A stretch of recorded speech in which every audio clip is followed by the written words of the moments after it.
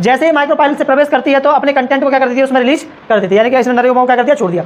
जैसे ही नर युग्मों को छोड़ा जाता है तो फिर क्या होता है, जैसे ही वो यहाँ पर रिलीज करती है तो इनमें से एक तो न्यूक्लियस किसके पास चला जाता है, एग सेल के पास।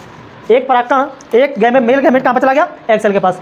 ये फीमेल गैमेट था ऑलरेडी, ये मेल गैमेट भी पहुंच गया, हो गया यहाँ पर क्या, फर्टिलाइजेशन। क्या हो गया, फर्टिलाइजेशन, यानी कि निषेचन हो गया। ठीक है, अब एक चला जाता है यहाँ से कहाँ पर, यहाँ पर, तो यहाँ पर जाकर के चला जाता है, यहाँ पर 2 न्यूक्लियस ऑलरेडी है, तो यहाँ पर भी जाकर के फ्यूजन होता है। तो एक बार एक केंद्रक यहाँ पर फ्यूज कर गया, एक केंद्रक यहाँ पर फ्यूज कर गया। ठीक है, तो 2 बार यहाँ पर क्या होता है, निषेचन होता है स्पर्म का, और इसी को अपन कहते हैं क्या, डबल फर्टिलाइजेशन। क्या बोला जाता है, दोहरा निषेचन। अगर आप ये इस वाले निषेचन से, इस वाले फर्टिलाइजेशन से क्या बनेगा, तुम्हारा बच्चा बनेगा, है ना, यानी कि बीज बनेगा, है ना, और इस वाले फर्टिलाइजेशन से क्या बनेगा, इस बीज का खाना बनेगा।